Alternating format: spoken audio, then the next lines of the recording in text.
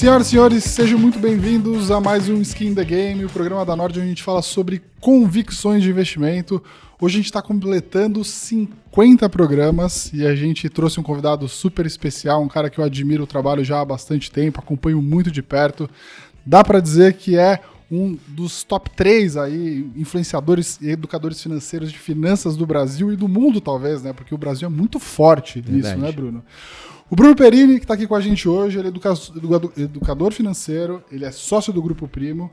Vou contar aqui um pouquinho dos detalhes da carreira, mas o Bruno criou o canal Você Mais Rico já há quanto tempo? Foi em 2000 e... canal do YouTube 2016, mas tinha um site antes que foi final de 2013. Esse canal no YouTube já está agora com 1,5 milhão de inscritos no Você Mais Rico, né? Então o Bruno, lá no canal dele, ele aborda vários temas relacionados à educação financeira, finanças pessoais, economia, investimentos em todos os níveis, do básico até o avançado, né? Um cara que também é muito entusiasta aí do mundo cripto, a gente vai falar sobre esse assunto. Em 2021, o Bruno lançou o canal Os Sócios, que a gente já teve o prazer de ir até lá. Já está com 1 milhão de inscritos no canal, os sócios. Impressionante a capacidade que eles tiveram de crescer esse canal, e eu acompanho de perto também. No Instagram tem 2,7 milhões de seguidores, no TikTok 1,4 milhões de seguidores. Enfim, o Bruno aqui é um cara referência nesse nosso mundo de investimentos, e aqui a gente não está para falar sobre isso exatamente, né? Esse canal da Nord é para a gente falar sobre convicções, então hoje eu vou perguntar para o Bruno como que ele pensa, como que ele investe. Tudo bem, Bruno? Tudo bem. Obrigado pelo convite, Breno. É um prazer estar aqui novamente no Estúdio da Nord. Já vi uma vez, eu gravei com o Bruce. Mas falamos muito sobre cripto, acho que não sei se foi pro ar, porque logo depois caiu pra caramba, então não sei se ficou desatualizado ou não.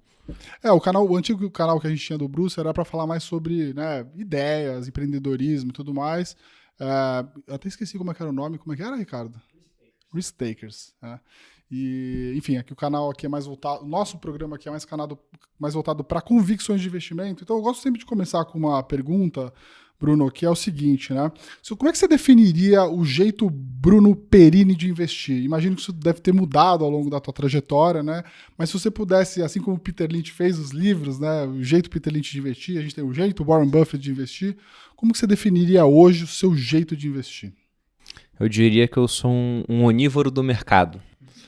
Porque tem pessoas que são mais radicais quanto àquilo que querem comprar, né? Tem um cara que só quer ação, porque fala, pô, o fundo imobiliário tem taxa, e tem um fundo de fundo que é taxa sobre taxa, não gosta daquilo, o cara é obrigado a distribuir todo o resultado praticamente no semestre, não cresce. Aí o outro tem uma outra convicção, só gosta de fundo imobiliário, porque quer o fluxo de caixa constante. Eu compro de tudo, dependendo do preço. Então não tem nada que eu vou virar assim e falar, isso aqui não dá para entrar na minha carteira. Dependendo do preço, das condições de mercado, eu vou colocar. E esse é um ponto até, que foi quando me perguntaram isso outras vezes, eu tive um insight com uma frase do Warren Buffett. Que o Warren Buffett ele fala que as taxas de juros estão para os ativos de risco, assim como a gravidade está para a matéria. E essa frase eu tinha ouvido lá atrás, só que uma vez eu fui ver um documentário no Netflix, que falava sobre como seria a vida em outros planetas. Ele dava o exemplo de um planeta que tinha uma gravidade muito forte. E nesse planeta, a atmosfera ficava muito densa, eles puxavam a atmosfera para mais próximo da Terra, era quase que líquida, e como a gravidade era muito forte, aquele planeta puxava corpos celestes também. Eu comecei a pensar naquela frase do Buffett, tendo em vista aquilo que eu vi no documentário. Se você tem uma gravidade mais forte aqui, você puxa a atmosfera, os ativos de risco também, você puxa o preço para baixo, e aí tem esse meteoro vindo. E eu falei, no mercado acontece a mesma coisa. Quando as taxas estão muito altas, geralmente tem recessão. Geralmente, né? Nos Estados Unidos agora, por exemplo, não teve. Tem crise, então o meteoro chega. E quando um meteoro cai, a gente já viu isso na Terra, pelo que a gente estuda, aquilo dizimou os dinossauros.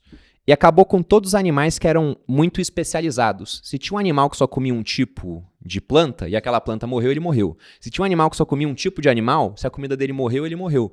Quem sobrou? Foram os onívoros altamente adaptativos. Foram os ratos, por exemplo. Eles acabaram herdando a terra. Então, no mercado, eu sou um rato. O que tiver de alimento que está dando sopa, eu vou pegar. Legal, gostei, né? A gente defende muito, né, essa questão da diversificação, né? Mas eu imagino que tenha, vamos dizer assim, um ideal de carteira que você persegue, vamos dizer assim, né? Um percentual em ativos. Gosto até como o Thiago quando criou a Arca, né, criou todos esses conceitos, né? Na Arca você tem lá o conceito liquidez, você tem o conceito ativos, né, de renda variável, você tem ativos geradores de renda, ativos internacionais. Se você pudesse construir um pouco dessa tua pizza, né, de quais são seus ativos ideais, como é que você imagina que seria? Eu lembro quando o Thiago ele me mostrou pela primeira vez essa ideia que ele teve da Arca.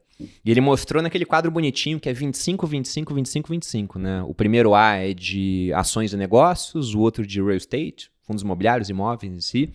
O terceiro seria de caixa, mas ele falou que não era bem caixa, era mais renda fixa. E o último de ativos internacionais.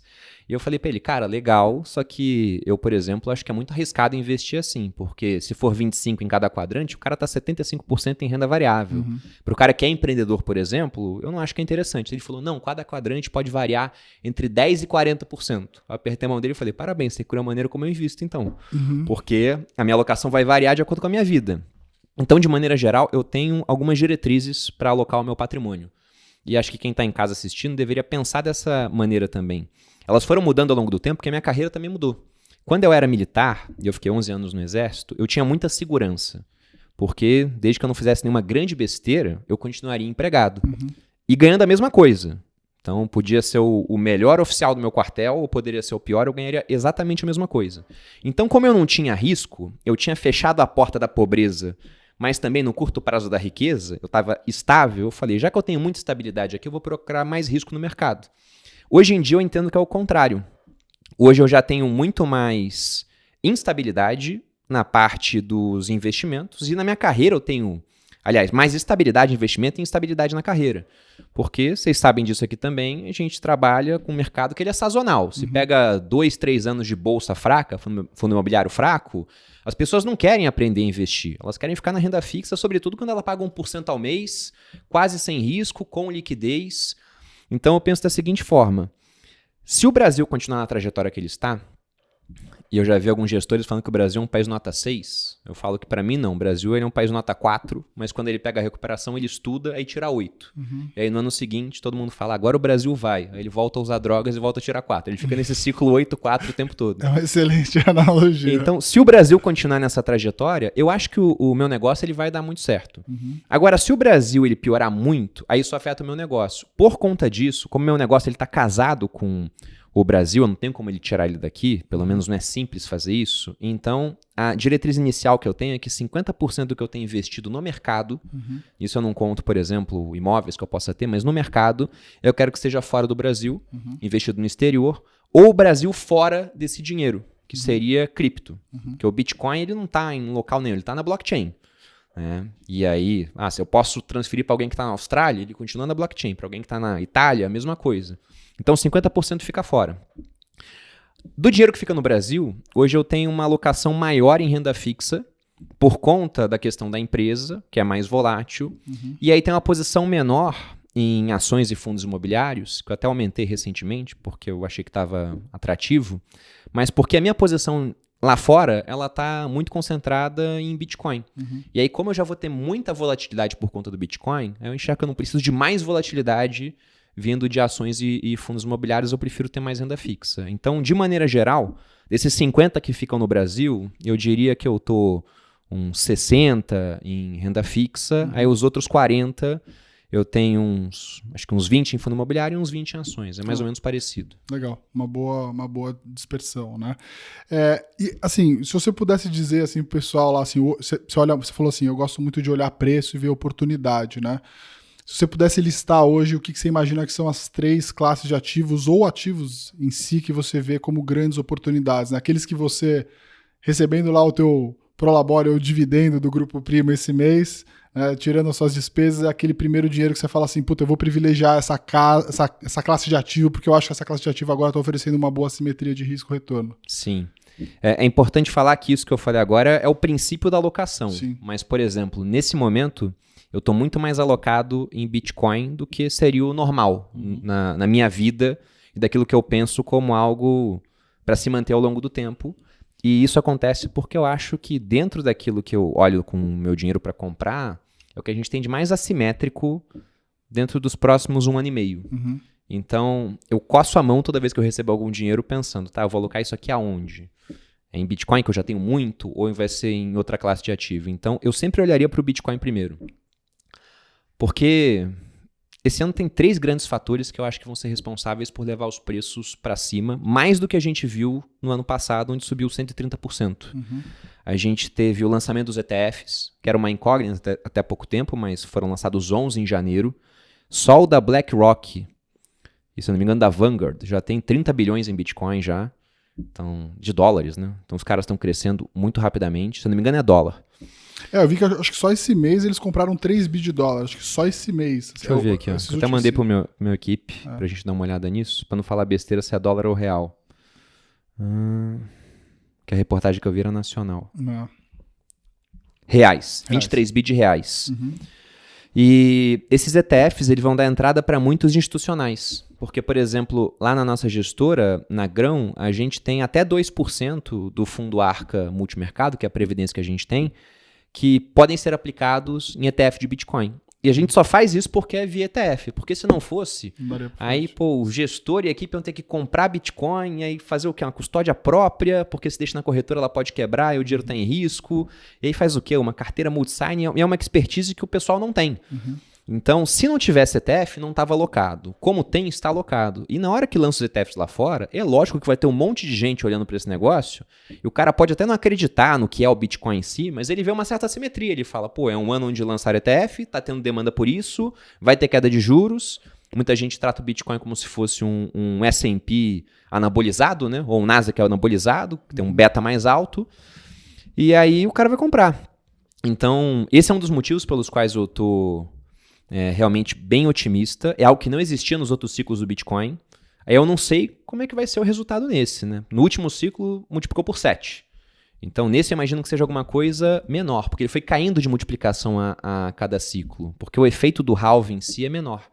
E o outro ponto é justamente o halving, que para quem está assistindo e não sabe o que é uma queda pela metade na recompensa dos mineradores. Acho que a melhor analogia é pensar em empresas que mineram ouro.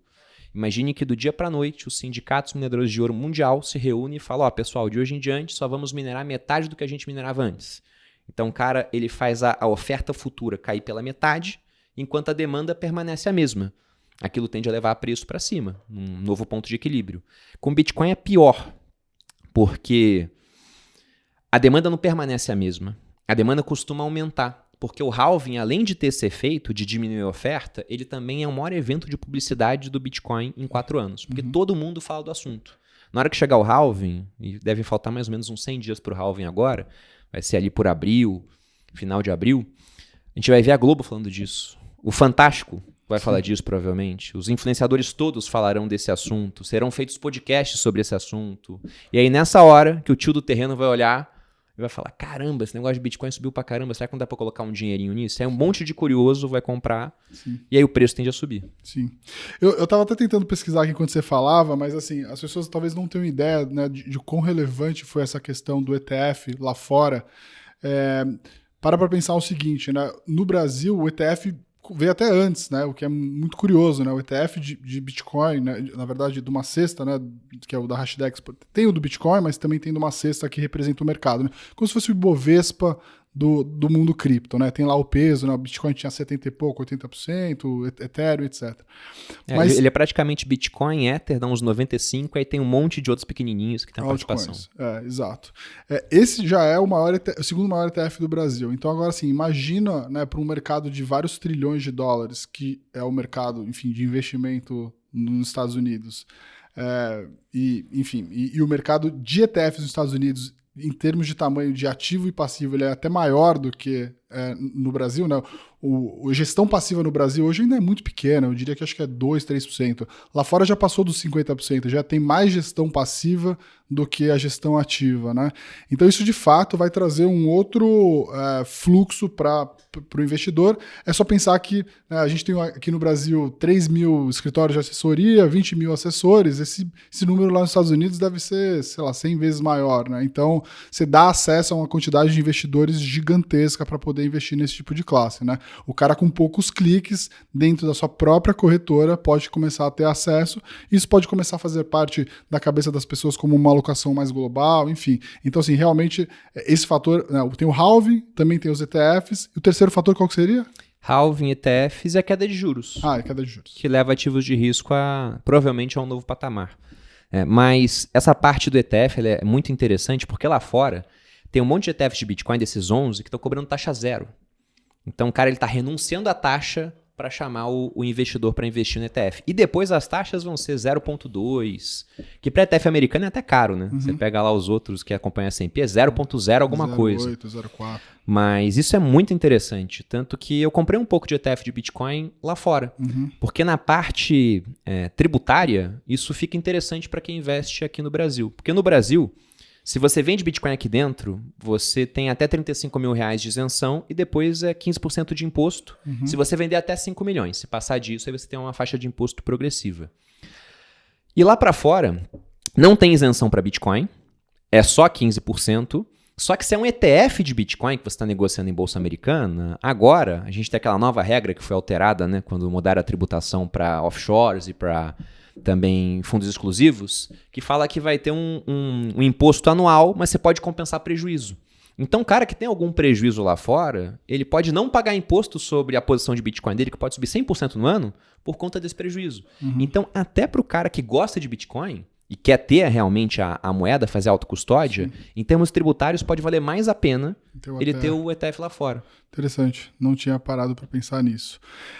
Uma pergunta que, nessa sequência de entender um pouco da tua cabeça, da forma como você gere, né, assim, o que te ajuda, o que você lê, assim, na hora de escolher o ativo, né? Porque, enfim, você falou, eu gosto a minha carteira tem 60% em renda fixa, mas dentro dessa renda fixa eu vou ter um pouco de pós-fixado, um pouco de pré-fixado, indexado à inflação. Como que você vai no detalhe ali de conseguir escolher, né, qual é exatamente aquele ativo que você vai colocar? Até mesmo no mundo das criptos, depois eu queria te perguntar, se você só investe no Bitcoin, também tem outras moedas. Bom, partindo primeiro aí da renda fixa, tem uma parte da carteira que ela é meio que estrutural. Você vai ter sempre alguma coisa alocada em pós-fixados, em indexados à inflação. Tem até aquela brincadeira, né, que fala que lá fora o Warren Buffett fala never bet against America, que é never bet against IMAB. Que é difícil pra caramba ganhar do IMAB, que é aquela cesta de títulos, é um índice que tem uma cesta de títulos indexados à inflação. E eu tenho uma preferência pelo IMAB 5, porque se a gente olha, fosse pensar como um fundo de investimento, o Sharpe dele é melhor, ele tem mais retorno para menos volatilidade. Então, na minha opinião, um ativo que deveria estar na carteira de todo investidor é algum dos ETFs que replicam o IMAB5. Porque você consegue comprar um monte de título público, a maior parte deles não está disponível para o investidor de varejo, porque não está no Tesouro Direto. O que você tem lá de menor prazo é o IPCA 2029, que seria o último que entraria no IMAB5, né? Se a gente fosse considerar prazo. Então, acho um baita de um ativo. E aí tem uma parte que muda de acordo com a minha interpretação do ciclo de juros. Então, se eu acho que a gente vai ter uma queda de juros, o IPCA 2035, IPCA mais 2035 está batendo IPCA mais 6. Que até é engraçado, você vê o gráfico da taxa, quando bate IPCA mais 6, geralmente ele volta, né? É meio que um ponto de resistência para a subida. Aí eu posso pegar um pouco mais disso, se eu acho que a taxa vai cair no futuro, porque se a gente olha, as condições estruturais do Brasil estão melhorando. Só que essas posições costumam ser pequenas, porque é muito difícil interpretar o que vai acontecer no futuro.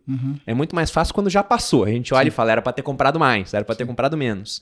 Antes é complicadíssimo, porque por mais que a gente veja saldo de balanço comercial batendo aí recorde, a gente tem uma situação fiscal que é complicada. Mas em renda fixa, eu tenho uma regra de bolso também, que eu acho que para o investidor que não tem muito tempo para acompanhar o mercado, ela é muito boa. Se eu for fazer dívida aqui no Brasil, eu faço dívida pré-fixada. E se eu for investir, eu vou investir em pós-fixados. Porque se a gente tiver um surto inflacionário, o cara da dívida pré-fixada ele se deu bem, a dívida ficou mais barata. E se tiver um surto inflacionário, o cara que está no pós-fixado, que acompanha a Selic, ou que está no IPCA+, ele acaba tendo uma certa reposição. Então, eu vou ter sempre muito pouco pré-fixado na minha carteira. Exceto nesses pontos onde o pré-fixado bateu um patamar muito alto, e aí fica difícil imaginar que a taxa vai continuar subindo. Sim. Não, é uma boa, eu gostei da analogia, vou usar isso também. Assim, o pré-fixado, aliás, é muito curioso essa questão do pré-fixado, né? Historicamente, os gestores brasileiros de multimercado, eles ganham muito dinheiro em ciclos de queda de taxa de juros, né, no Brasil. Mas olhando, assim, há um ano atrás, talvez, né, a gente tinha um panorama um pouco difícil de ler, a questão política, fiscal, que mesmo com inflação cadente, né, pouca gente apostou com o juro pré a 13, 14, de que ali você tinha gordura suficiente para apostar numa queda, né, e que você não teria um risco inflacionário no meio do caminho que comeria esse teu pré-fixado. Então, realmente, assim, acertar o pré-fixado é bem mais difícil, né? Você tem que acertar, às vezes, ali um ritmo de queda ali de 3 anos, né, correndo o risco de... Eu ainda gosto de pensar que no pré-fixado, se você prefixa ali 3, 4 anos, né, assim, no limite...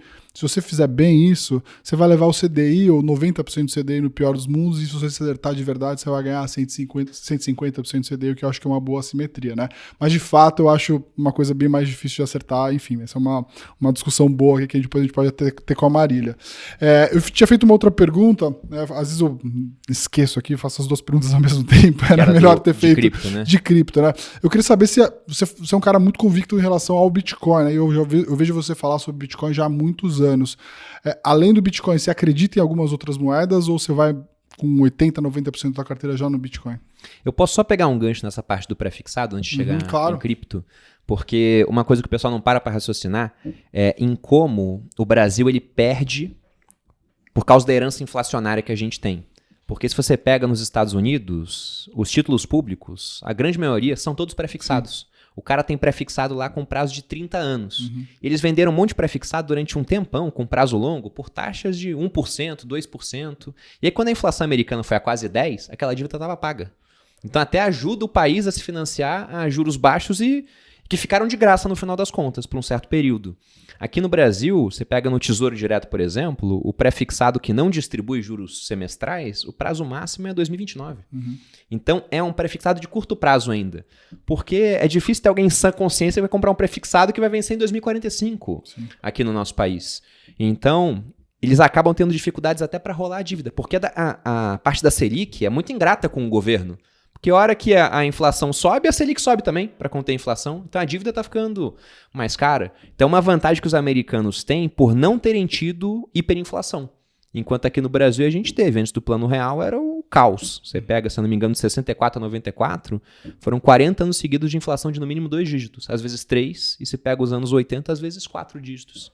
Agora, entrando em cripto, eu tenho muito mais convicção no Bitcoin. Lá atrás eu era mais de diversificar. E aí o tempo me mostrou que eu estava fazendo besteira. Porque se você pega, geralmente o que acontece é que em certos períodos do ciclo, as altcoins, que são essas moedas alternativas, elas sobem muito mais do que o Bitcoin. E aí depois disso, que elas já subiram bastante, aí vem outra classe que o pessoal chama de meme coins, que são moedas sem pé nem cabeça, entendeu? É só shitcoins. São shitcoins no final. Qualquer um pode criar uma moeda dessa, e o pessoal é muito criativo nos nomes, né? Harry Potter, Obama, não sei o que, Shiba Inu. E aí o cara lista aquele negócio sobe 1000% em coisa de um dia, só que depois também cai e desaparece. Então, ao longo do tempo, é raro encontrar uma moeda que ela conseguiu se valorizar contra o Bitcoin, no final das contas. E aí, por conta disso, em cripto, eu vou ter 95%, ou até mais do que isso, em Bitcoin. Aí eu vou ter uma parte residual em Ether, que é a moeda da rede Ethereum. E eu posso ter 1% dividido em um monte de projetos, talvez até sem pé nem cabeça, muito mais por conta de assimetria. Porque se cair, não passa do chão, só chega a zero, e se subir, pode subir 1000%. E em cripto isso acontece. A gente costuma comentar nesse mundo que um ano depois do halving, porque vem o halving e o Bitcoin costuma subir muito. Aí depois as altcoins alcançam o Bitcoin e até passam porventura. Porque o raciocínio da pessoa liga principalmente é o seguinte: pô, o Bitcoin hoje está uns 200 mil. Daqui a pouco ele chega a 500, vamos colocar assim. Pô, já subiu muito. Então deixa eu comprar as outras que são mais baratinhas, né? As outras sobem muito. Aí o cara vai procurando o que não subiu. Aí uma hora cai nessas moedas degeneradas, que não tem nenhum tipo de fundamento por trás. Só que o cara pode ganhar dinheiro. Então, esses anos fortes de cripto, eles são muito ingratos para quem não investe em cripto, para o cara que é um investidor de ações que só compra aquilo que ele acha que está descontado. Esse cara estuda pra caramba, ele fica vendo o resultado de empresa, ele vai ganhar 20% do ano. E o vizinho idiota dele comprou uma moeda do cara de cachorro e fica milionário. Porque botou 10 mil numa meme coin. Mas para colocar dinheiro grande, é muito difícil você sair de Bitcoin e Ether. É bem complicado. As outras todas, para mim, são projetos altamente especulativos. Não tem nada mais perigoso, né, do que uma pessoa ganhar dinheiro num bull market, né? Porque aí ela vai achar que é gênio, ela provavelmente começa com pouco dinheiro, depois ela vai aumentar as posições, e aí isso provavelmente vai acabar muito mal. Bom, a gente já viu isso acontecer milhares de vezes, né? Veremos outras tantas. Né? Comecei a trabalhar e aconteceu comigo, tá? Eu tô falando isso com vocês porque aconteceu comigo, né? Em 2002, o Lula se elegeu. Eu lembro que eu comecei a trabalhar no mercado financeiro ali em 2004, 2005, né? Então, 2003, a bolsa subiu pra caramba, né? Com a carta ao povo brasileiro e tal. No Brasil não ia ser aquele coisa ruim que todo mundo estava imaginando, né? A gente pegou um ciclo de commodities bizarro também. Então, 2003, a bolsa subiu forte, 2004 a bolsa subiu forte. E aí eu comecei a investir ali em 2005 e olhando para trás, né? Falando, pô, mas a bolsa subiu tanto assim, né? Aí você começa a fazer aquelas apostinhas de, né, toda hora você acha um negócio que, puta, já subiu muito o Ibovespa, eu vou começar a procurar, né, os micos por aí que estão largados. E aí, obviamente, veio a crise de 2008, eu quase saí do mercado de tão depressivo que eu tava, assim, foi terrível, né? Mas acho que foi bom porque logo cedo, né, com 3 anos ali de mercado financeiro, eu tomei minha primeira porrada. Melhor com pouco do que com muito. Né? Com pouco novo do que com muito, cara, assim, porque acho que isso moldou muito depois o que eu comecei a fazer dali pra frente, né? Eu queria que a gente falasse um pouco aqui sobre política, né, e como isso relaciona aí ao mercado de hoje, né? A gente tem visto um governo sinalizando algumas questões, e eu gosto muito dos teus posts ali, você tem muita coragem, inclusive, porque tem muito hater na internet hoje em dia, mas eu gosto porque você mistura bastante essa parte de educação financeira, fala sobre investimento, fala sobre convicções, mas também dá a cara a tapa de falar aquilo que eu acho que está errado no governo, né? E assim, acho que hoje talvez o principal risco do ponto de vista para investimentos, ou até, aliás, não é um dos principais riscos do Brasil sempre, né? É toda a questão do fiscal, né? Eu queria que você fizesse uma avaliação de como que você vê o fiscal daqui para frente, como que isso deve refletir para as classes de ativo de risco no Brasil, né? A gente pode ter, talvez, que nem você disse, a mãe do mercado aí, a taxa de juros americana, a mãe do mercado brasileiro, vamos dizer assim, é a taxa de juros no Brasil. Isso tudo influencia em cadeia, né? A gente pode ter uma taxa de juros americana caindo forte lá, a taxa de juros aqui caindo forte por um período curto, mas é um fiscal que pode deixar as coisas todas bem mais complicadas de seguir um caminho, o aluno tentar passar de entrar em recuperação e tentar passar no final do ano, né? O aluno tá indo bem em tudo e estão oferecendo droga para ele, é o que está acontecendo mais ou menos agora, mas essa parte do fiscal é a parte que impede que a gente tenha resultados melhores dos investimentos, porque se a gente olha a queda da Selic, que começou em agosto do ano passado, e aí hoje a gente está gravando e daqui a pouco tem o comunicado do Copom, e o provável é que caia mais 0,5%. Então ela vai ter saído de 13,75 para 11,25. Então já são 2,5 pontos percentuais de queda. É uma trajetória boa, e o que se espera até o final do ano é que ela continue caindo. Se a gente pega lá a expectativa do Focus, é uma Selic em 9, e tem muita research, muito banco falando que vai até menos do que isso. O mercado não precifica, né? O Focus hoje ele precifica 9, mas o mercado está precificando algo em torno de 9,5, assim, Sim. né? Ou seja, colocando alguma dúvida de algum risco que, né, pode vir no meio do caminho aí, né? Pois é, porque tem risco mesmo. Se a gente olha os 4 fatores que o Copom ele acompanha para decidir a trajetória da Selic, a gente tem a parte de inflação, e atualmente ela está em queda, e com commodities com preços mais baixos, eu acho que é difícil, nesse momento, assim, de ter alguma surpresa inflacionária mais forte. Se a gente olha a economia, ela já está reagindo a juros mais altos, e a consequência esperada, o varejo está vendendo menos. É a consequência, é realmente um gatilho para que a gente possa ter queda de juros. Cenário externo, lá fora, se a gente olha lá aquele Fed Watch, que o pessoal está observando e colocando lá as estatísticas do que acha que vai acontecer com a taxa de juros americana. Então, para essa reunião de hoje, a maior parte do mercado, mais de 90%, quando eu li a última vez, esperava manutenção. Para a próxima, que é em março, aí o pessoal já espera, já é quase 50-50 entre manutenção e queda. Ou seja, é muito grande a chance de que o juro americano ele comece a cair, pelo menos 0,25, agora no primeiro trimestre, ou se não for no primeiro trimestre, no segundo. Uhum. E isso é muito bom para os ativos de risco no geral. Só que aí tem o quarto fator, que é a responsabilidade fiscal. E essa é a pedra no caminho. Até o Copom, no último comunicado dele, ele falou sobre isso. Gastos acima da arrecadação, por mais que no ano passado o Haddad ele teve um esforço grande para arrecadar mais, né, a receita do governo ela caiu. O resultado pode aparecer esse ano, mas também costuma se arrecadar menos do que eles pensavam inicialmente que iria se arrecadar. Porque o cara ia pagar 15% de imposto. Se pagou antes, ele pagou a alíquota de 8%, que era do fundo exclusivo. Até teve uma pessoa que eu bati um papo outro dia, que ele tinha um fundo exclusivo há 20 anos. E ele estava querendo tirar o dinheiro. Ele falou, para mim foi um favor, porque eu ia pagar 15%, agora eu vou pagar 8%. Então ele reduziu em quase metade a tributação dele. Só que depois disso ele vai fechar o fundo. Ele não vai fazer um outro fundo exclusivo, porque ele falou, não vale mais a pena. Então o que se estima arrecadar com uma medida, geralmente é menor, porque o pessoal que vai ser afetado por aquilo acaba se protegendo de alguma forma.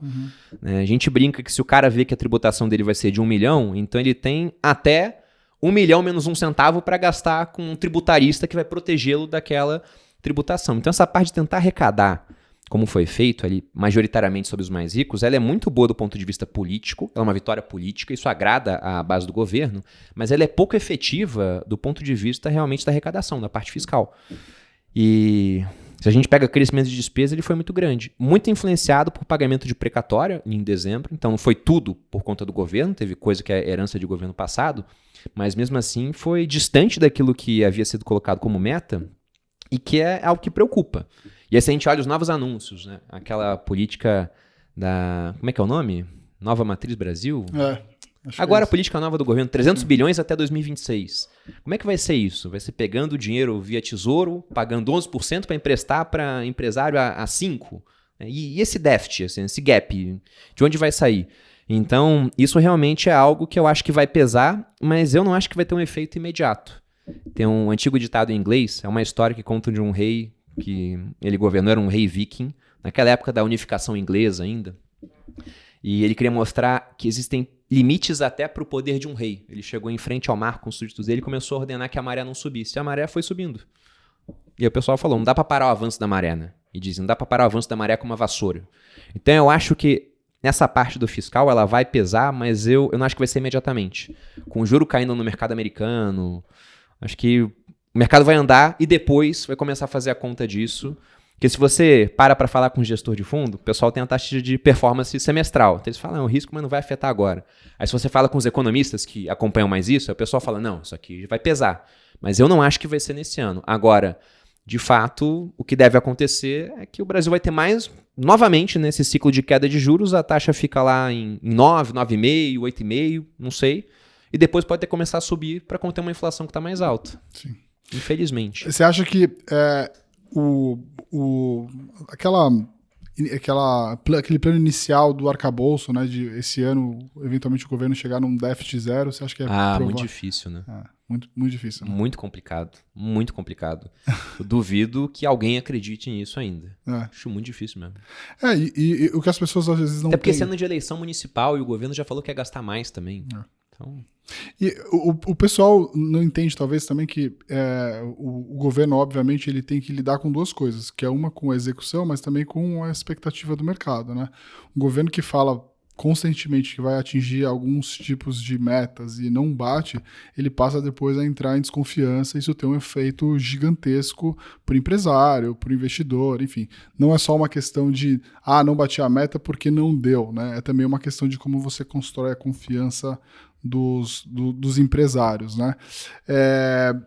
Eu queria que você falasse um pouco assim, para o investidor, pessoa física hoje, né? Assim, falando para um público aqui talvez mais, né, que está olhando para sua própria carteira e tal, né? Diante desse cenário, assim, né? O que você tem mais falado de como que a pessoa tem que procurar investir? Muda com esse cenário hoje ou segue o mesmo raciocínio que você sempre teve e tal? Assim, você tem colocado um pouco desse peso dessas questões que estão acontecendo agora no mercado ou não? Eu sou estruturalmente mais pessimista com o Brasil, no sentido de que, por exemplo, eu sou um cara comprado em inflação. Eu acho que, de tempos em tempos, a inflação vai surpreender. Então, não acho, por exemplo, que a inflação do Brasil, daqui para frente, vai ser na casa de 4%, 4,5%, que é o teto da meta. Eu não acho isso.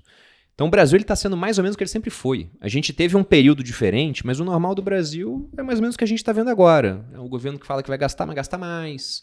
Né? E aí, se você tem que tentar readequar o orçamento, você pode cortar gasto ou pode tentar aumentar a arrecadação. E você vai aumentar a arrecadação. Então, não acho que estruturalmente muda tanta coisa. Veja que eu falei que eu não gosto de ter prefixado. Bom, isso se mantém agora, que eu sou comprado em IMAB5. Isso se mantém agora, porque se a taxa de juros longa começar a subir, porque verem que, caramba, tá degringolando, o negócio não tá legal, e começarem a projetar que vai ter que ter uma taxa de juros muito mais alta no futuro para conter uma inflação mais alta, então a ponta da curva sobe muito, mas o IMAB5 ele tem um prazo mais curto, ele não é tão afetado. Sim. Eu gosto de ter metade do que eu tenho lá fora. Sim. Não é à toa. O juro é alto aqui, mas a gente devolve tudo no câmbio às vezes. Sim. Né? Eu vou até fazer essa pergunta de outra forma, que eu acho que pode ficar mais legal, que é o seguinte.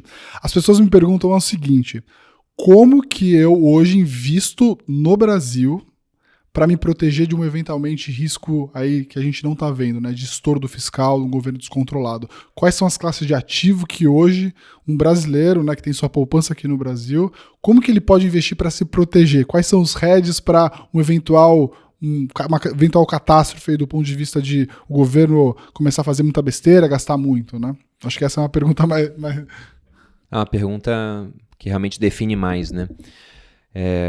A gente já teve episódios assim. Então, se volta lá na época do governo Dilma, a Selic chegou a 14,25. Foi 25 ou 75? 25, né? 14,25. A gente teve inflação em 2015 acima de 10%.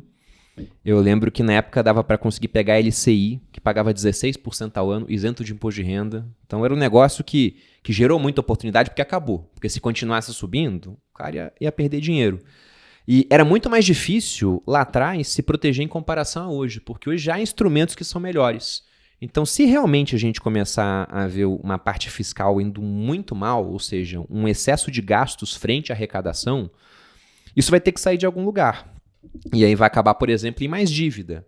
Então, a gente vai ver crescimento de dívida pública, essa dívida vai estar aumentando em relação ao PIB, e se a gente pensa no PIB do Brasil, ele vai crescer o quê na média? Assim, uns 2% ao ano? Aí você pega uma dívida que ela está crescendo porque estão fazendo mais dívida e, além disso, ela está crescendo a juros altos ainda. Você pega que o crescimento médio dela é a Selic e cada parte da dívida pública tem lá um indexador, né? Vai ter parte atrás da inflação, pré-fixada, etc. Mas pensa na Selic, está crescendo a 2 dígitos.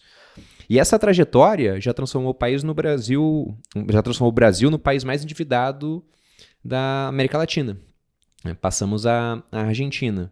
Quando isso acontece, os investidores eles vão pedir um prêmio de risco maior. Não vão aceitar financiar a dívida brasileira por juros mais baixos.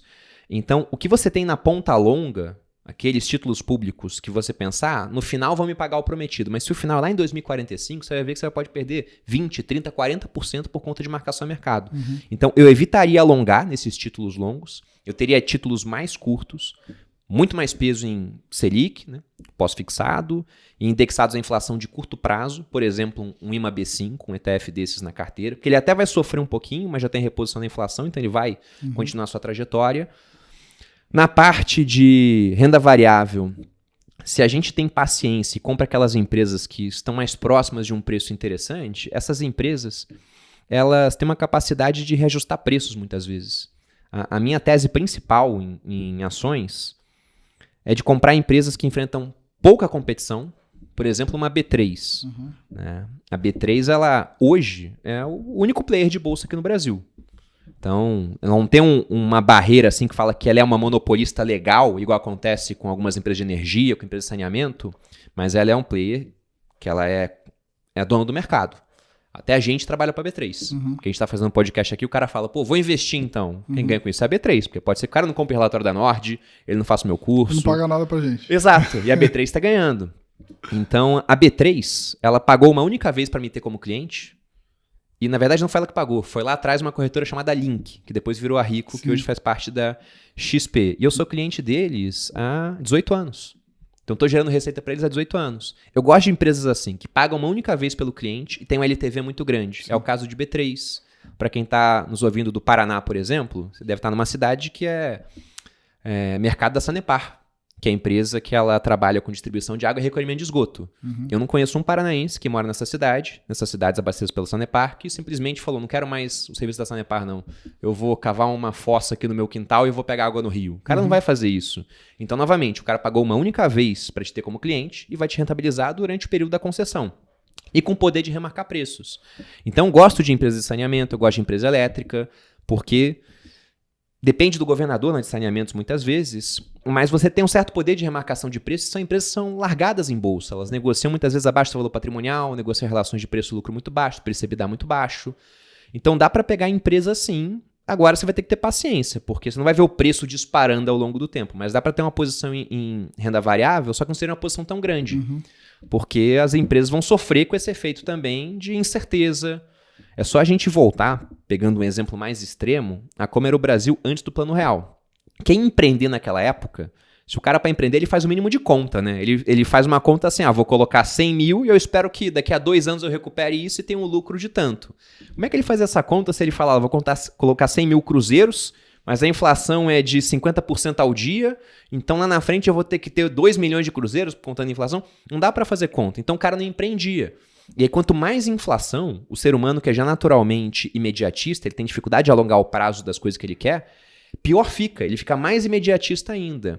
Por conta disso, a bolsa sofreria, porque seria extremamente difícil competir contra a renda fixa isenta, que te dá liquidez e que está pagando juros altos. Então você teria que estar mais concentrado em renda fixa e começar a passar para a bolsa em um momento onde você vê que as coisas estão começando a melhorar. Ou ter sempre uma posição estrutural e depois você vai passando. Por isso uma posição pequena em bolsa, não tão grande, mas ali presente. E um peso maior, que hoje é mais fácil do que na época do governo Dilma, em coisas que não dependem do Brasil. Então, por que eu gosto tanto do Bitcoin? E essa é uma convicção que ela foi crescendo ao longo do tempo. Eu já falo desse assunto há bastante tempo. Na internet, desde que eu estou lá. Quando eu fiz o primeiro vídeo do meu canal, do Você Mais Rico, lá no YouTube, foi falando sobre Bitcoin. Falando sobre mineração de Bitcoin. Aí depois eu fiz outros, e era um canal sobre isso. Depois que eu fui expandindo para outras áreas. E é engraçado, porque lá atrás, quando eu cheguei aqui em São Paulo, eu fui contratado pelo pessoal da Rico na época para fazer vídeos, né, no meu canal, usando a plataforma. Eu já era cliente há uma década já, então foi o dinheiro mais fácil que eu ganhei na minha vida, né? Fazer o que eu já fazia. Sim. E aí, de vez em quando, eu conversava com o pessoal, né? Com o analista, com o pessoal que estava lá na Rico. E era engraçado quando eu falava de Bitcoin. O pessoal me olhava como se eu estivesse dizendo que dá para usar crack e ter uma vida saudável. Aí, hoje em dia, já mudou totalmente a narrativa. Já tem gestor querendo alocar. Então, aquilo tá passando no teste do tempo. Por mais que seja um tempo muito recente, que o Bitcoin é de 2009. Só que ele é de 2009... Então, esse tempo que ele tem, esses 15 anos, a gente tem que entender também que ele é relevante. Porque se a gente pega um cara do século XIV e joga no século XV, nada mudou. Do 15 para o 16, o cara vai ouvir falar do novo mundo. Mas, essencialmente, muito pouca coisa mudou. Só todo mundo que ele conhece que já morreu. Agora, se você pega um cara que nasceu, que viveu, aliás, nos anos 2000, um cara de 30 anos, e teletransporta para cá, no começo dos anos 2000 não tinha Uber, não tinha WhatsApp. A internet estava começando aqui no Brasil. Eu lembro que em 99 era discada, minha mãe chegava ansiosa para ver o e-mail dela, se alguém tinha mandado mensagem. Então, olha o tanto de revolução tecnológica, o tanto de coisa que a gente tem hoje em dia que não existiam lá atrás. A gente foi para escola sem levar o celular, né? Exato. Hoje, uma criança, impossível. Não, uma vez a minha esposa estava comentando com o meu irmão, tem um irmão de 16 anos, falou, você não sabe o que é só falar com seus amigos no dia seguinte. Porque você acaba a escola, você tá lá no WhatsApp, você tá na internet, tá jogando jogo online com os amigos. Exato.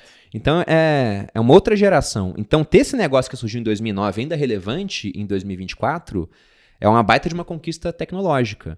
E é muito fácil se expor, porque tem ETF, tem comprar moeda diretamente, fazer sua custódia.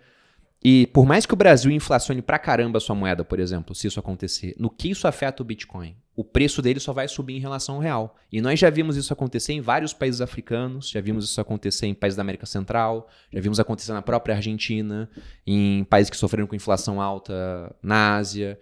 Então, isso já está acontecendo, essa tese já está validada. Seria uma maneira de se proteger.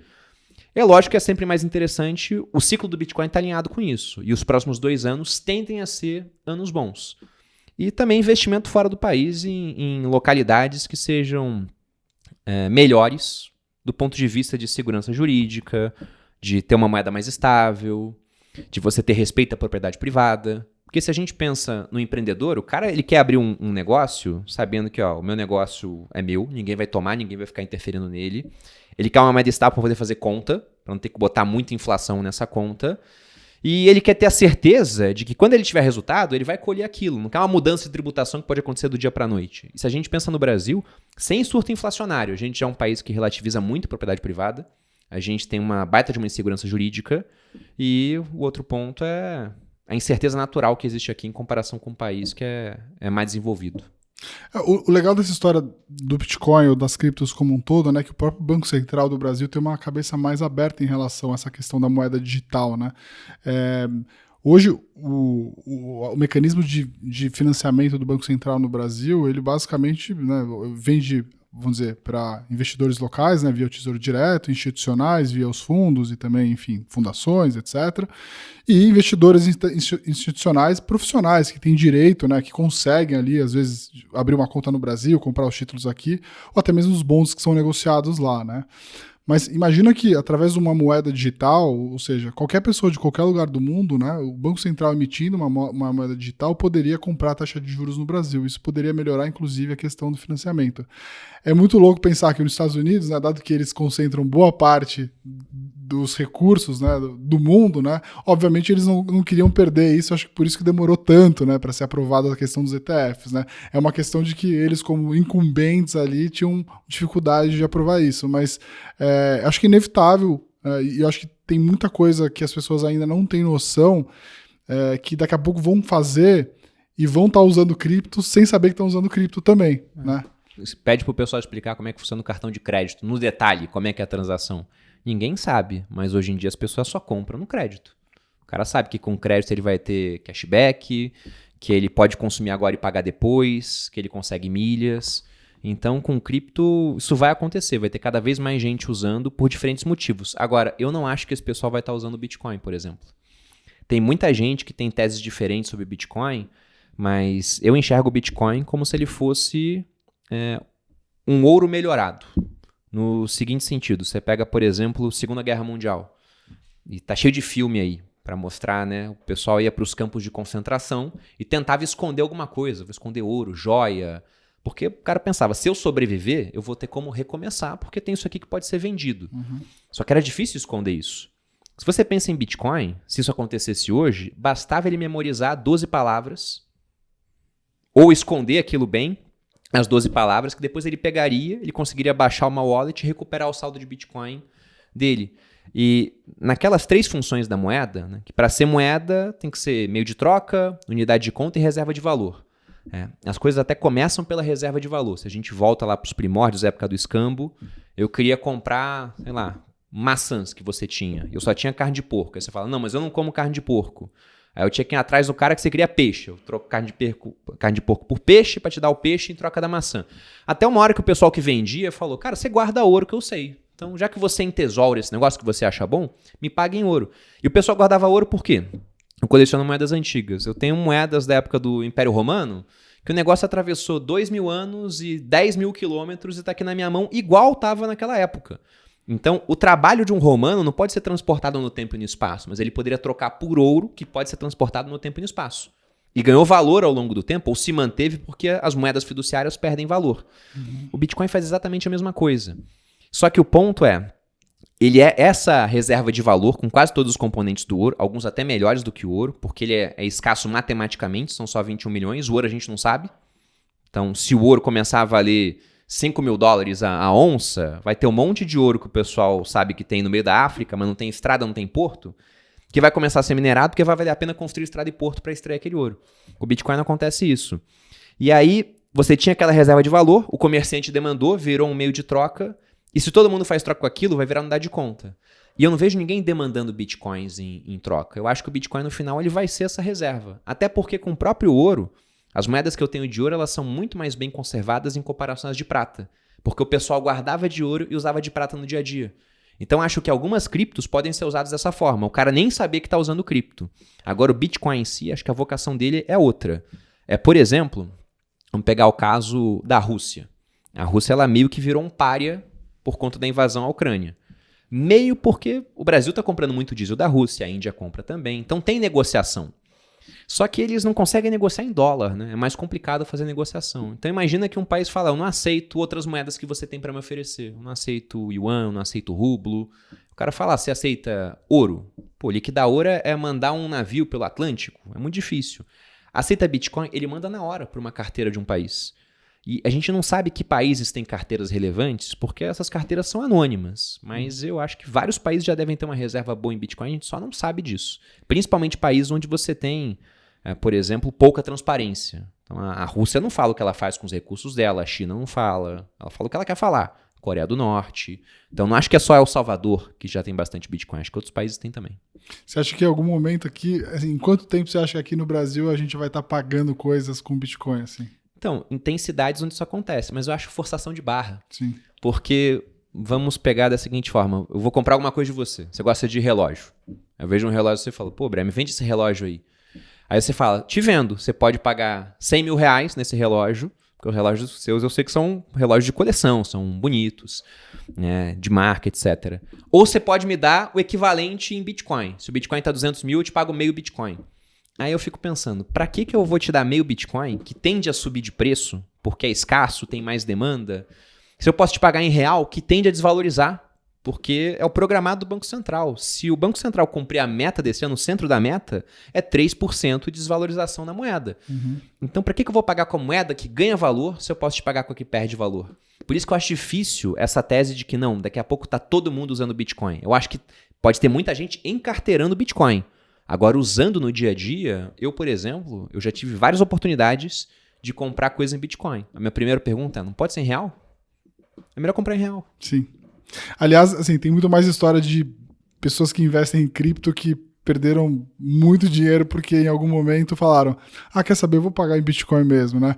O nosso próprio analista aqui, ele comprou uma Ledger em Ethereum, ele pagou em Ethereum, ele falou, cara, se eu não tivesse pago em Ethereum, talvez eu teria muito mais dinheiro hoje, né? Teria. Tem a história famosa da primeira transação que foi feita com Bitcoin. Da pizza. Da pizza, exato. Foram 2 pizzas por 10 mil Bitcoins. Quem comprou era um programador chamado Laszlo Haniex. Isso foi em 2010, se não me engano foi 22 de maio de 2010. E aí o pessoal fala, meu Deus, que idiota, porque 10 mil Bitcoins hoje devem comprar todas as pizzarias do Brasil, provavelmente.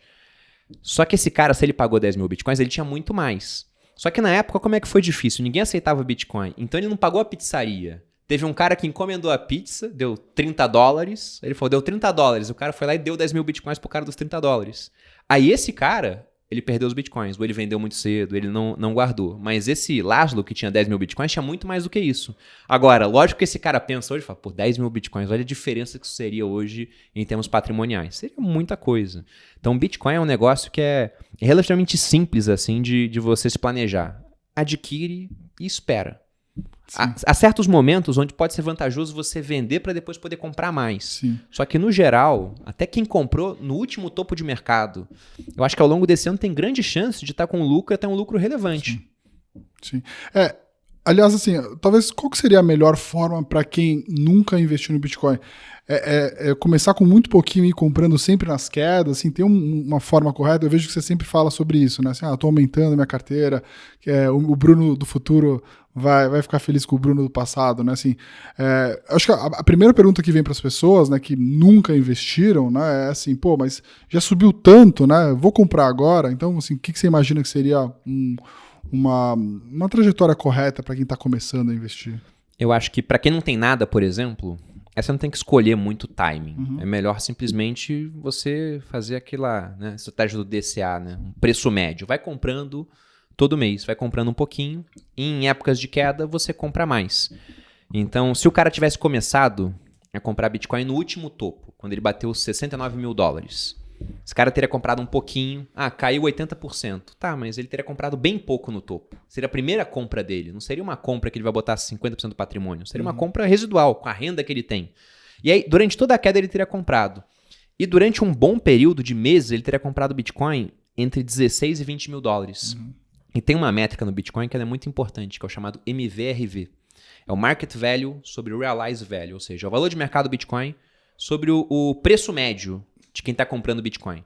E aí, quando essa métrica ela fica abaixo de 1, ou seja, o preço médio do pessoal está acima do valor de mercado, como a gente tem aqueles viés cognitivos de aversão à perda, a gente não quer vender.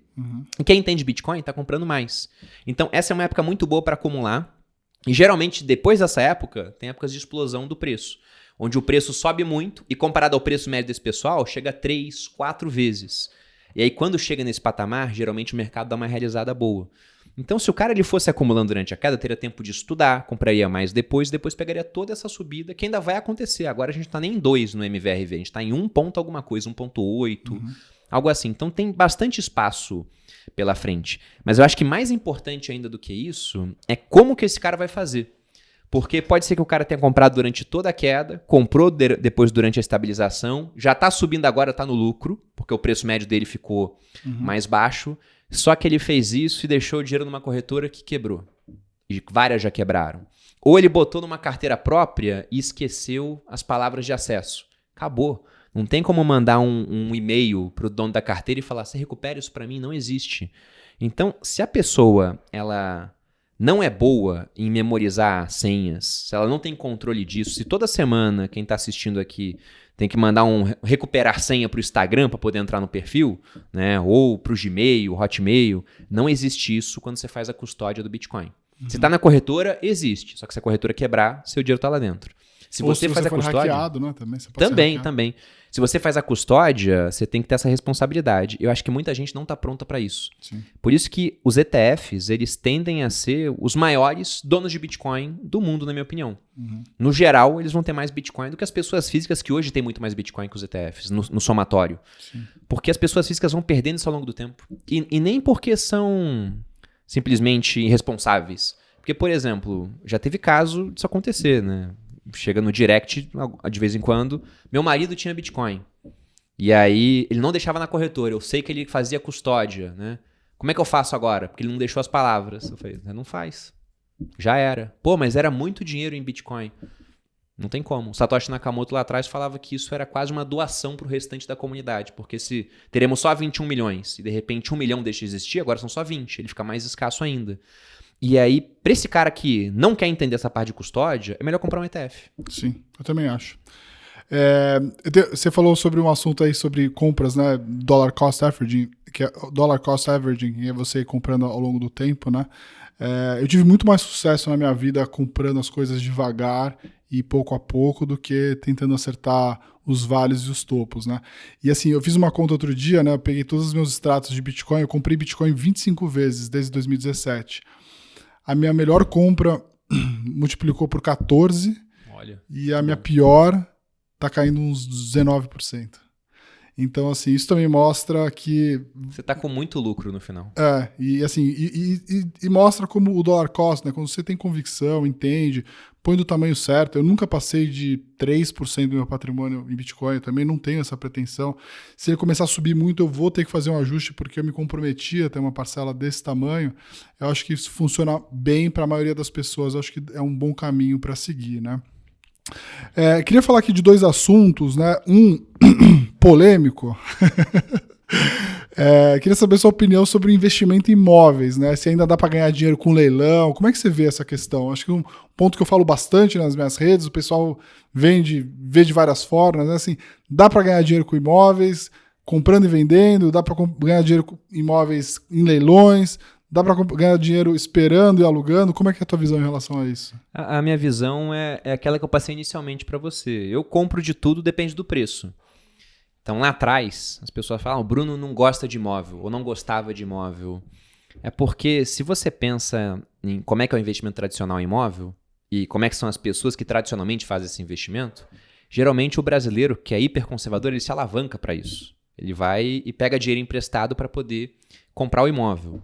E aí, se você compra um imóvel que ele vai valorizar muito, beleza, mas se você pega a média de valorização naqueles índices FIPZAP, durante anos agora ela ficou praticamente parada.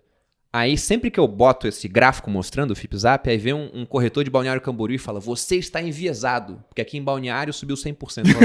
Eu tô pegando a média nacional. O cara mora na Dubai brasileira. Exato, aí ele pega Balneário e fala que eu sou enviesado. Não, ele é o enviesado, só que ele tá certo de falar que lá rendeu muito? Tá, historicamente rendeu muito.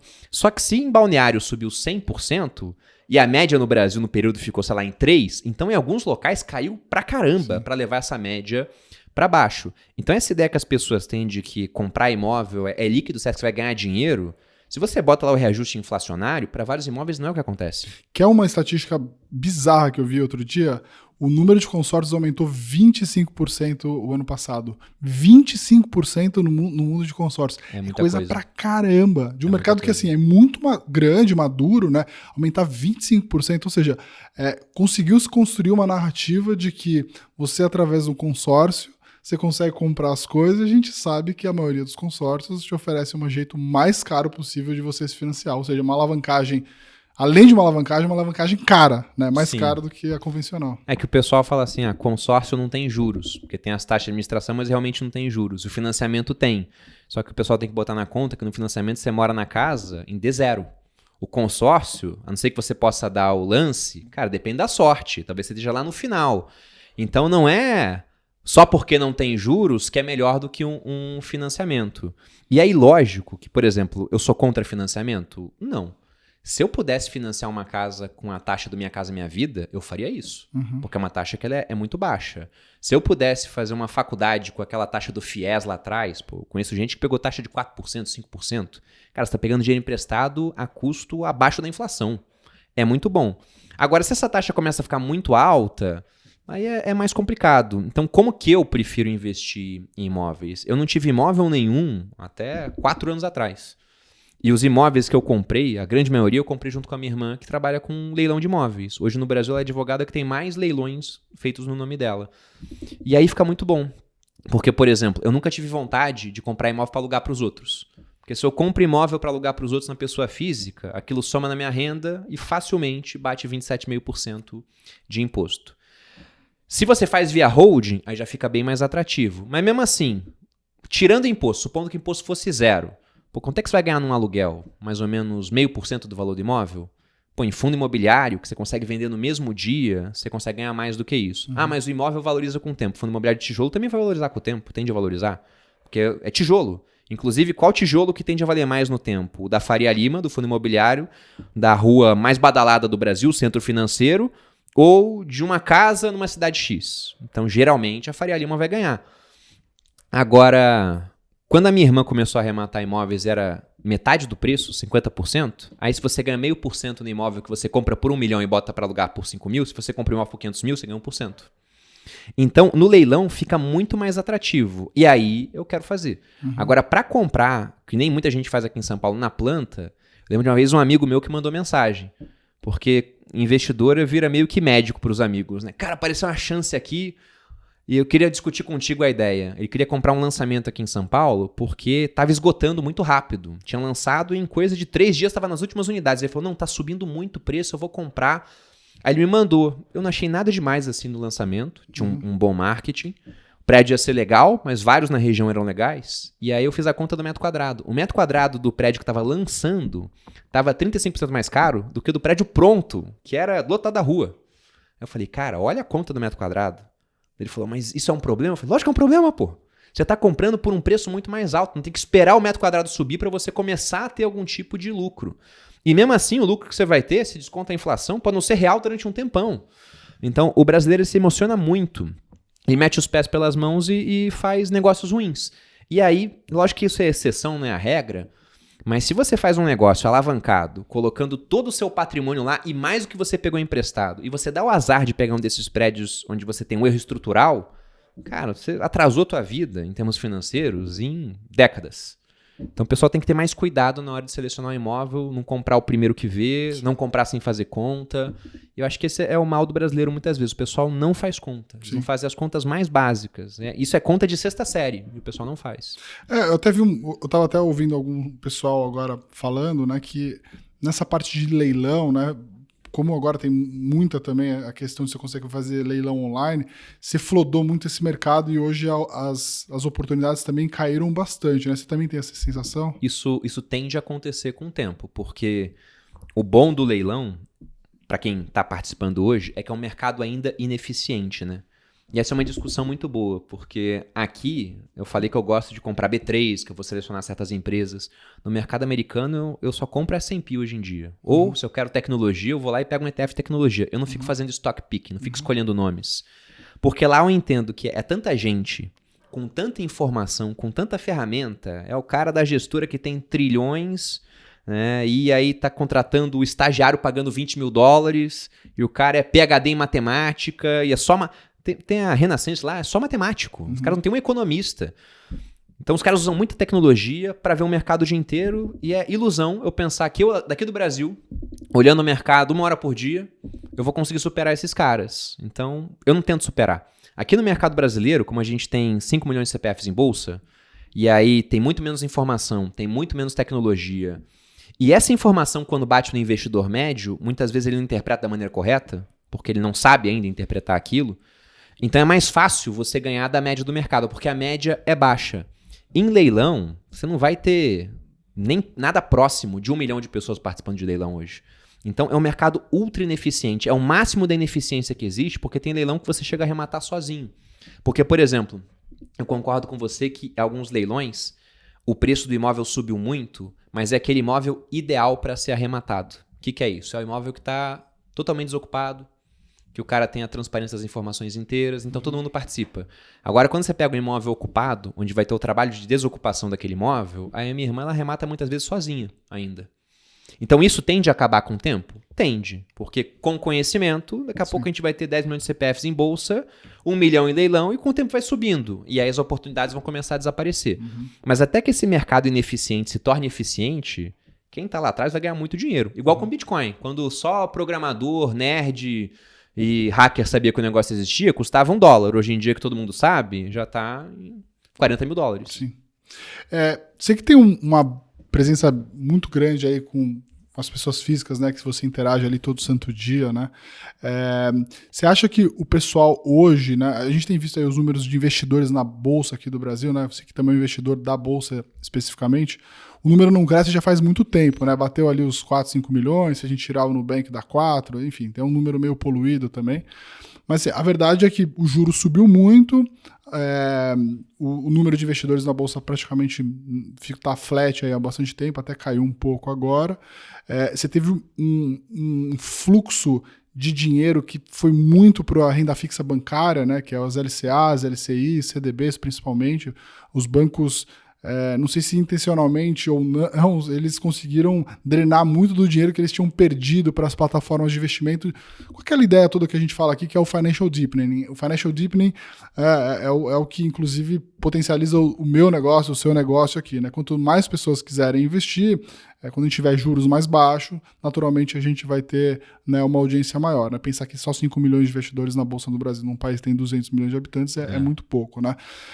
Quando que você acha que a gente vai voltar a ver, né, as pessoas, e você que está, né, nessa ponta aí de falar diariamente com as pessoas físicas, as pessoas já estão te perguntando assim, o juro está caindo, o que eu vou fazer? Faz sentido agora investir na Bolsa? Você está sentindo que isso vai mudar agora ou não? A gente só vai ter uma mudança do comportamento, como a gente viu em outros ciclos, quando a gente começar a ver só o juro abaixo de 10, de 9. Qual que é a tua tese?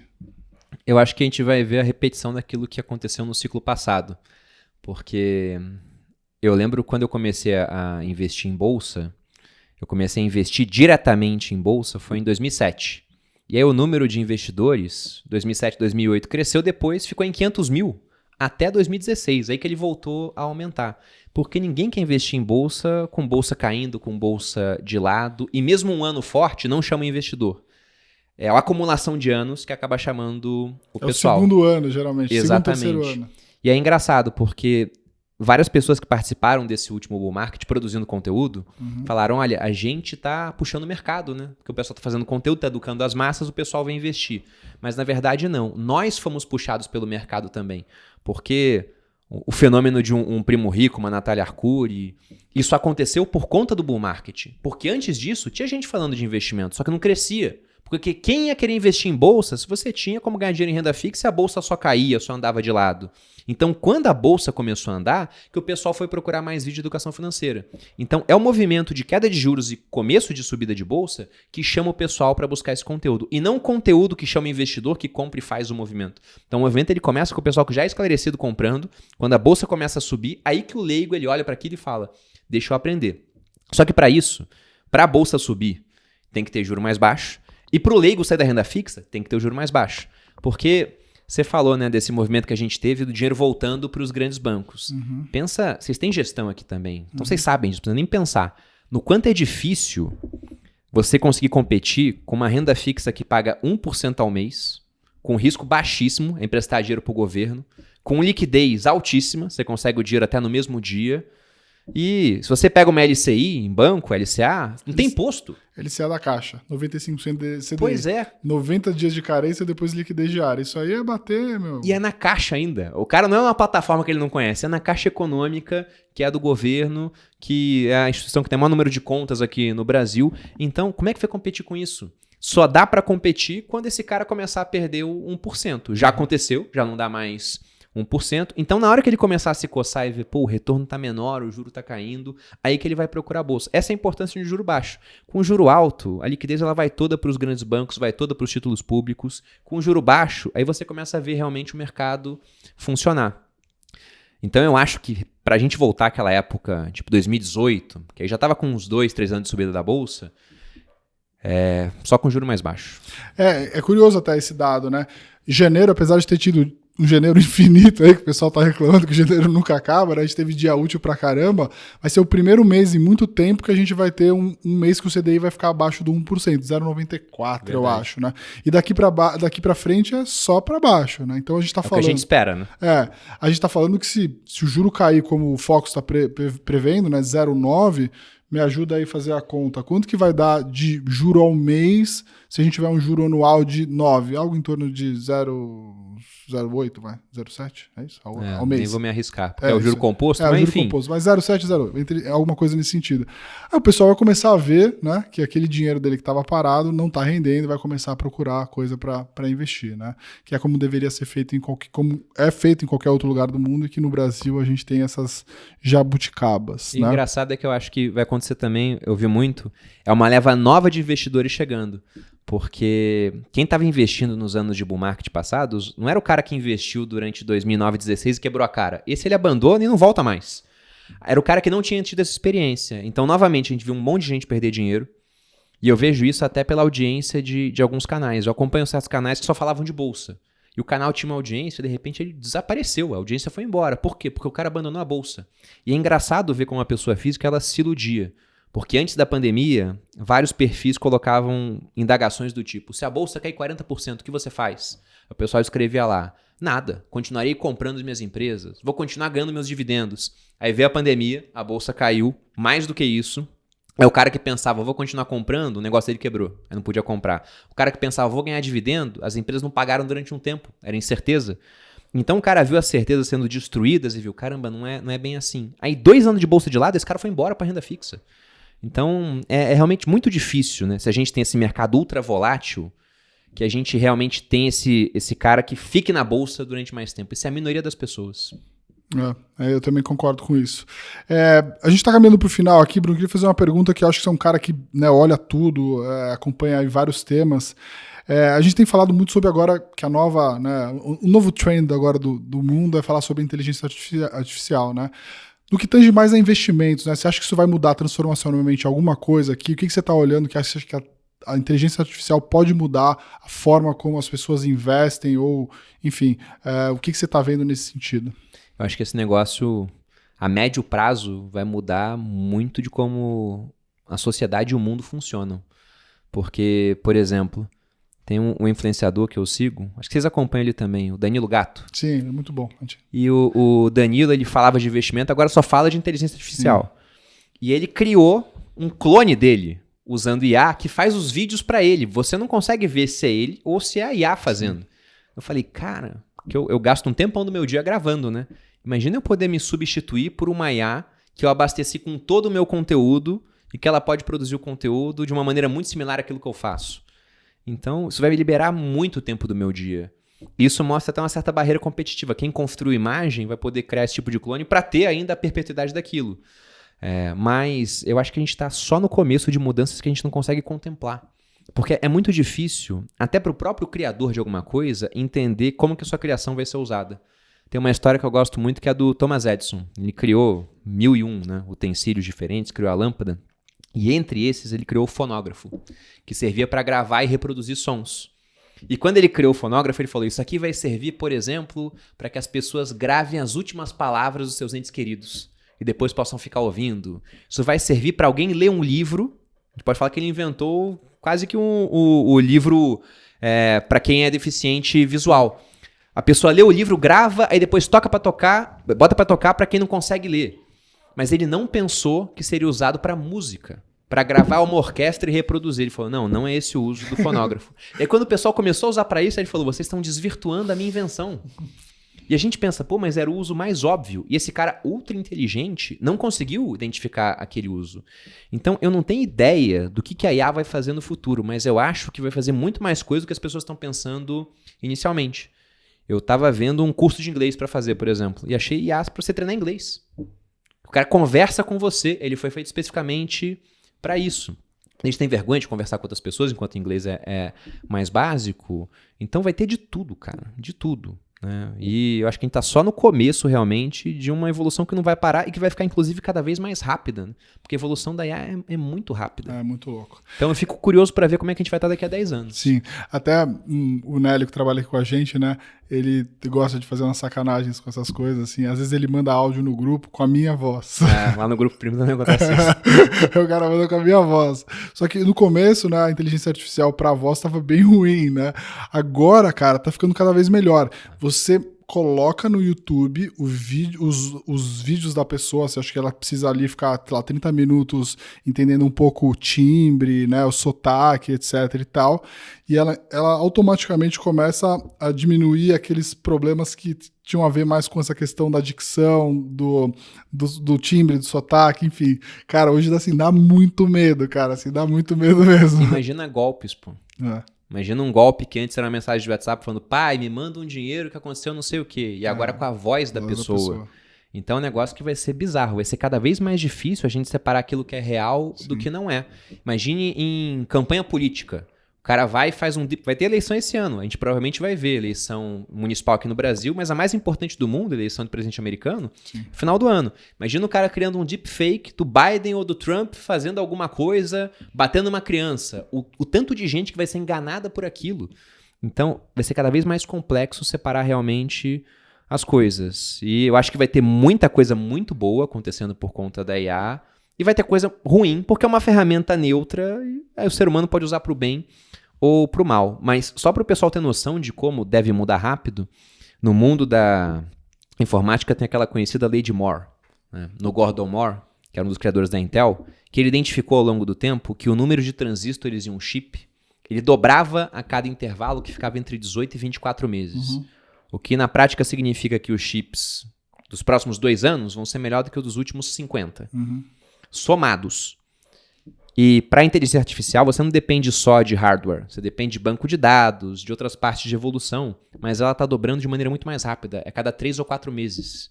Então, enquanto a lei de Moore faz um negócio assim, a IA é assim, ó, uma parede de evolução. Então, daqui a 5 anos, a gente pode estar criando, cara, um ser que é mais inteligente do que toda a humanidade combinada.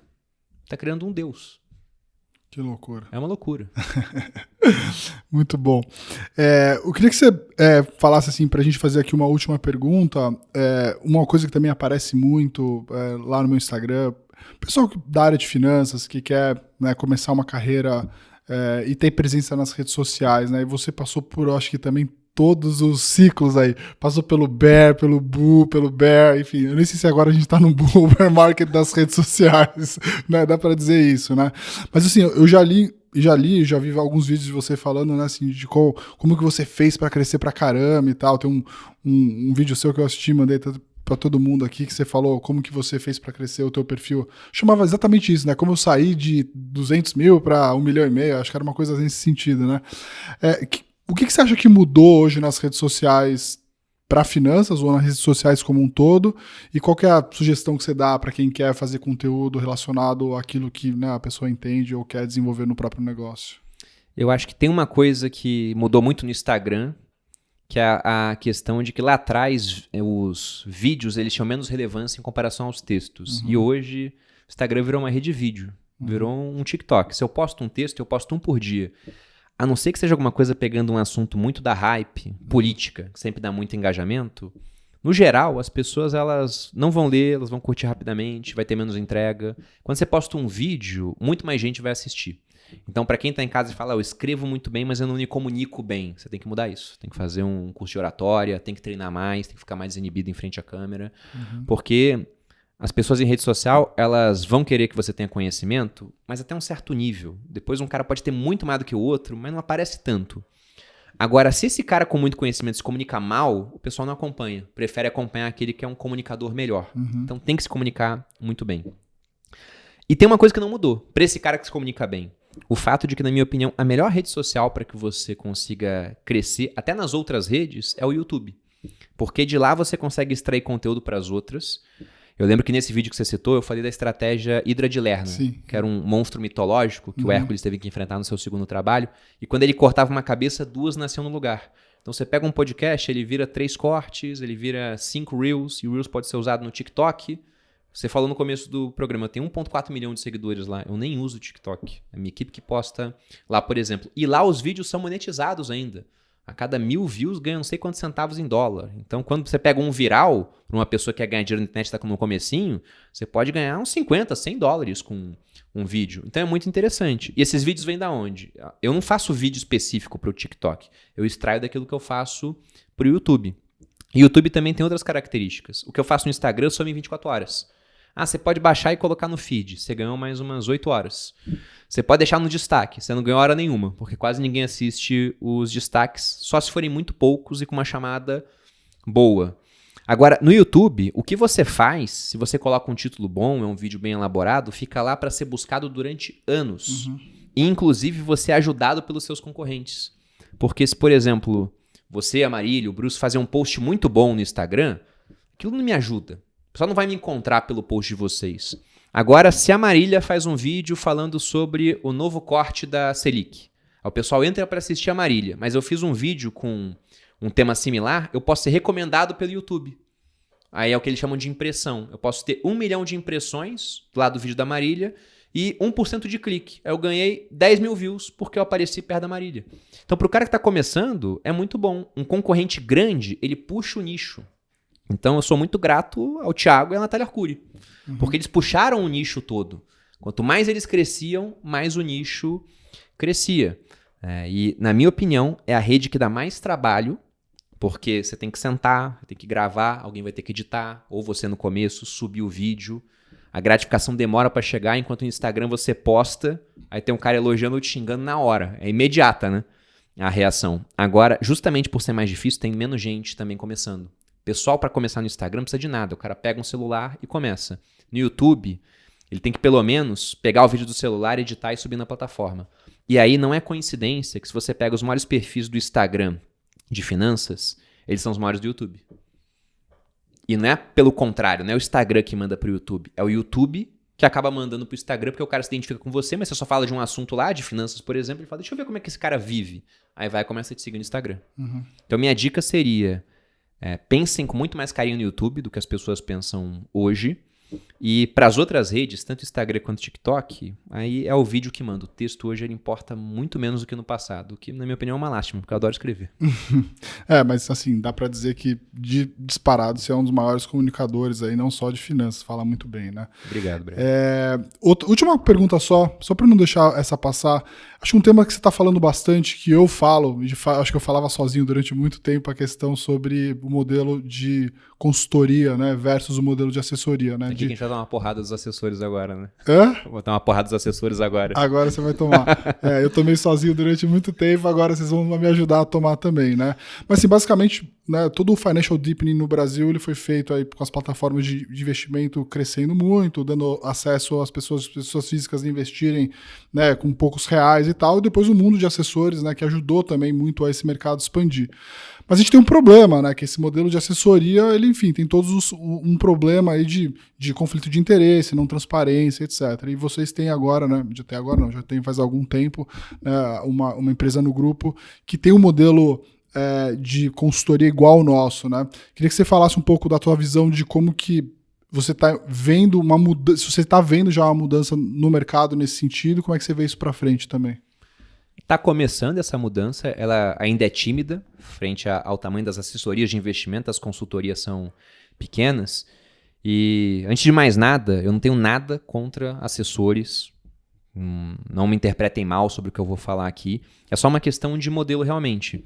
Porque quando a gente fala de assessoria, a gente está usando quase como um sinônimo do modelo de commission-based. Sim. Embora o assessor hoje possa trabalhar no outro modelo também, que é o fee-based. Exato. A diferença desse modelo, para quem nunca ouviu esses termos, é que o commission-based é o modelo onde você que está em casa é atendido de graça, entre aspas, porque ninguém trabalha de graça. Só que essa pessoa, ela vai ser remunerada por comissões dos produtos que ela coloca na sua carteira. Então entenda que você não está pagando a pessoa, quem paga é a instituição. E ela trabalha, então, não para você, para a instituição. E o problema é que a comissão não é a mesma por produto. Você tem um fundo lá que é muito bom, por exemplo, que paga uma comissão baixinha. Dos 2% que ele cobra de administração, que é uma média do mercado, digamos assim, ele vai pagar 0,2% de comissão para essa pessoa. Aí tem outro fundo que paga 0,4%, aí o outro paga 0,6%, aí tem um que está com uma campanha que paga 1%. Então, quando você pede um fundo para alocar o dinheiro, se esse profissional for focado no curto prazo, e muitas vezes há estímulos para isso, porque ele vai ser menos rentável naquele ano, ele não vira sócio, ou perde sociedade, vai ganhar menos, ele acaba te empurrando o fundo, onde ele ganha 1%, ainda que o dinheiro dele esteja naquele fundo que só pagava 0,2% de comissão. Ou até te dá produtos que ele nunca colocaria na carteira dele ou de um parente. Fica entupindo a carteira de COI. Lá na consultoria da Portfel já chegou cliente que tinha 4 milhões, os 4 milhões estavam em COI. Meu Deus. Todo o dinheiro estava em COI. Esse é um caso isolado, né? Mas sempre vai ter alguma coisinha. Fundo setipado, uma participação maior de produtos ruins, um monte de CRI, CRA, debênture individual, sendo que podia pegar um fundo de infra na bolsa, por exemplo, né? Ou fundo imobiliário de papel. E aí não bota, porque não dá a comissão. Então você tem um cara que ele é muito conflitado trabalhando para você. E o escritório colocando meta, e aí se o cara não bate a meta, como eu disse, não vira sócio, ou se ele é sócio, ele pode ter que vender participação para alguém. Então é um modelo onde se a pessoa ela quer indicar para o cliente só aquilo que colocaria na própria carteira, esse cara acaba não virando sócio e até indo embora do mercado porque a remuneração dele fica muito baixa. Então você exclui o profissional que é mais focado no cliente, enquanto mantém o profissional que ele está mais focado no curto prazo, ainda que entenda que uma hora esse cliente vai ver o que ele fez e aí vai dar o churn, né? Vai embora. E eu já vi dados de alguns escritórios grandes, onde o LTV, o lifetime value do cliente, era de 2 anos e meio. E aí o escritório anda falando, poxa, 2 anos e meio, olha que legal o nosso LTV. E eu pensei, esse LTV é horrível. Esse LTV é LTV de empresas de educação. Aqui no Brasil, o LTV da educação superior é 2 anos, 2 anos e meio. Tem um cara que fica 6 para fazer medicina, mas a boa parte vai embora antes. Em investimento, se você faz bem feito, o LTV é para ser para a vida toda. É para você pegar o seu cliente, tratar ele bem, cuidar do dinheiro dele, ele vai enriquecer ao longo do tempo, você continua cuidando. Quando ele faz a sucessão, se for uma pessoa mais velha do que o consultor, os familiares vão querer usar o seu serviço. Sim. Então essa é a meta que realmente a indústria deveria ter. Só que com esse modelo de commission-based, não dá para fazer isso. Para quem quer ver um filme que mostra esse modelo, O Lobo de Wall Street. É um filme que mostra o modelo de commission-based. Lá ele vende aquelas ações da ficha rosa, que são ações de pior qualidade, porque dão mais comissão. Então ele não vende o que é melhor, ele vende o que remunera melhor ele e a equipe dele. E esse modelo é o que impera no Brasil. Ele é proibido na Inglaterra, ele é proibido na Holanda, ele é proibido na Austrália. Nos Estados Unidos ele já é o menor modelo. E a gente não sabe o futuro. Mas o mercado brasileiro está sempre uns 10 anos atrasado em relação ao americano. Então se lá esse é o maior modelo, eu acredito que aqui o modelo de fee-based, onde o consultor ele não pode receber comissão. Quando ele recebe, ele devolve para o cliente, se a plataforma permite isso. XP e BTG permitem hoje, outras estão se adequando para fazer isso também. Ele devolve a comissão para o cara. Então, se esse consultor cobra 1%, mas ele te devolve 0,5% de comissão na média, você por 0,5% ao ano, você tem um profissional alinhado, sentado do mesmo lado da cadeira que você, sendo remunerado por você, para cuidar da sua vida financeira e com interesse alinhado que seu patrimônio cresça mais e você se mantém investidor durante muito tempo. Então, a gente entende que é um modelo que ele é muito melhor para o cliente e no longo prazo, embora o consultor ele ganhe menos do que o assessor que vai lá e coloca um COI na carteira do cliente, a gente entende que no longo prazo é melhor para o próprio profissional. Sim. Porque esse conflito de interesse, eu já estou nessa indústria há algum tempo, eu falo com as pessoas que já foram assessores, o cara uma hora ele fala, cara, não está dando mais para trabalhar dessa maneira. E o cara que é muito ético está sempre para trás da rentabilidade. Então é realmente complicado. E eu acho que a indústria vai mudar com a gente puxando a mudança. Porque se você pensa num escritório já consolidado, que tem lá o seu ROA de 3, 4% ao ano, aí você muda para consultoria para ganhar 1%, o cara fala, o meu negócio não fica de pé se eu fizer isso. Sim. Então, quem vai colocar a consultoria de pé e transformar no maior modelo são escritórios novos surgindo. Os antigos vão demorar bastante tempo para conseguir se adequar. Não, legal. Não, e eu conheci o pessoal lá da Portfel, tá fazendo um trabalho bem legal também, então parabéns aí pelo que vocês estão construindo. Obrigado para vocês também. Parabéns também pelos fundos aí, tô acompanhando lá, sou bem amigo do pessoal da Grão também, tá indo super bem. Eu vi que vocês viajaram juntos. O Fred, o Fredão, mandar um abraço pro Fredão e pro Gui aí, que são sócios aí também da iniciativa, e já tá agora com 700 milhões, é isso? Tá chegando em 700 milhões. A casa como um todo, né? Muito bom. Demos aqui nosso tempo, né, Ricardo? É isso aí, Brunão. Queria te agradecer muito pela disponibilidade. É um episódio aqui comemorativo, praticamente, de 50 episódios que a gente já fez até agora. Então, legal ter você numa data importante. Parabenizar por todo o trabalho que você faz aí nas redes. Ajuda muito a gente a desvendar as principais dúvidas das pessoas que estão começando a investir. Também bater de frente aí com as coisas que estão sendo feitas erradas tanto no Brasil quanto no mundo de investimentos.